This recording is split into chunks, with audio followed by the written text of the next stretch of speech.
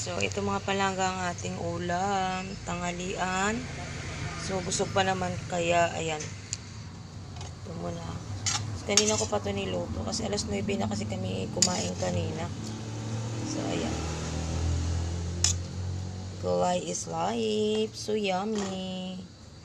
Ayan mga palangga ang ating ulam. Ayan, puro gulay lang po yan, no. Kasi yung ating utay kanina ay nakababad na lang doon sa suka. So, gulay lang puro yan. Ayan, healthy food na naman tayo. Gulay is life. So,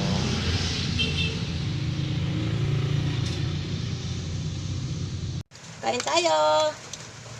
Yung aming ulam ay gulay.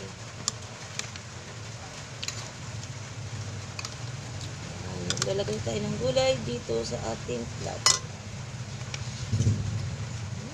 Rap.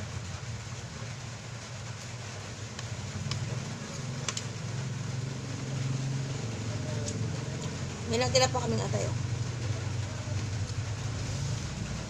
ang pula ng labi. Diyan. Ay, ano na? Ngayon na lang kung ang labi ko.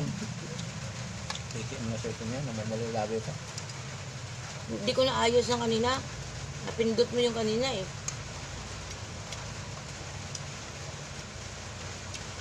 Meron na itong stick.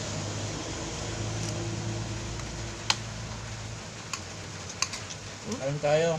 Mga kanak-kanak. Lakas ng ulan dito. Kakating ko lang sa biyahe. Ang sarap na sa kanya. Nababad na sa ano no?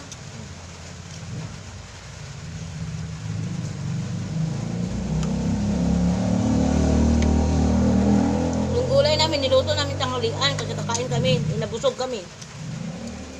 Kaya puna na lang. Tipid.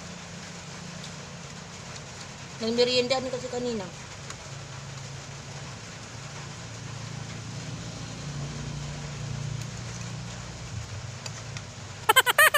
Maraming cancel flight ngayon. Huh?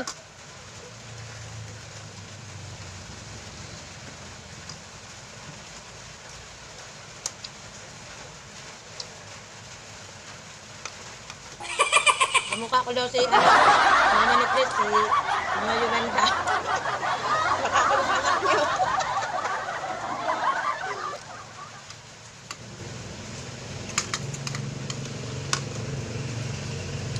Kain na lang po tayo. Ayun to. Gulay. Sapsoy. Ayan po mga langga.